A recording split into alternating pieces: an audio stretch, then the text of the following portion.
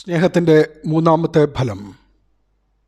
നിങ്ങളെന്നെ സ്നേഹിച്ചെൻ്റെ കൽപ്പനകളെ കാത്തുകൊള്ളുമെങ്കിൽ നിങ്ങളെൻ്റെ നാമത്തിൽ എന്നോട് അപേക്ഷിക്കുന്നതൊക്കെയും പിതാവ് പുത്രനിൽ മഹത്വപ്പെടേണ്ടതിന് ഞാൻ ചെയ്തു തരുമെന്ന് വിശുദ്ധ യോഹന്നാൻ 14:13 മുതൽ 15 വരെയുള്ള തിരുവചനങ്ങളിലും, നിങ്ങൾ പോയി ഫലം കായ്ക്കേണ്ടതിന്, നിങ്ങളുടെ ഫലം നിലനിൽക്കേണ്ടതിനും നിങ്ങളെന്നെ തിരഞ്ഞെടുത്തു എന്നല്ല, ഞാൻ നിങ്ങളെ തിരഞ്ഞെടുത്തു. നിങ്ങൾ പോയി ഫലം കായ്ക്കുമ്പോൾ എൻ്റെ നാമത്തിൽ പിതാവിനോട് അപേക്ഷിക്കുന്നതൊക്കെയും അവൻ നിങ്ങൾക്ക് ചെയ്തു തരുമെന്ന് വിശുദ്ധ യോഹന്നാൻ 15:16 കൂടി യേശു തമ്പുരാൻ വെളിപ്പെടുത്തുന്നു.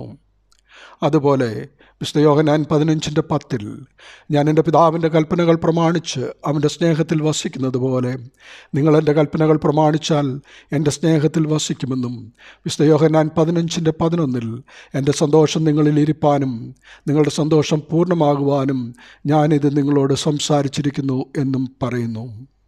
ഇന്ന് വരെ നിങ്ങൾ എൻ്റെ നാമത്തിലൊന്നും അപേക്ഷിച്ചിട്ടില്ല. അപേക്ഷിക്കുവീൻ, എന്നാൽ നിങ്ങളുടെ സന്തോഷം പൂർണ്ണമാകുമെന്നും നിങ്ങൾക്ക് ലഭിക്കും. വിശുദ്ധ യോഹന്നാൻ 16:24. കർത്താവിനെ സ്നേഹിച്ച് അവൻ്റെ കൽപ്പനകളെ കാത്തുകൊണ്ട് അവൻ്റെ സ്നേഹത്തിൽ വസിക്കുന്നവരുടെ സന്തോഷം പൂർണ്ണമാകുമെന്ന് വചനം വെളിപ്പെടുത്തുന്നു. നമ്മെ അവൻ തിരഞ്ഞെടുത്തത് ഫലം കായ്ക്കേണ്ടതിനാണ്.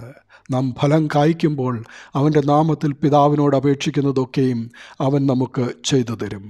അതനുഭവിക്കുവാൻ നമുക്കേവർക്കും ഇടയാകട്ടെ.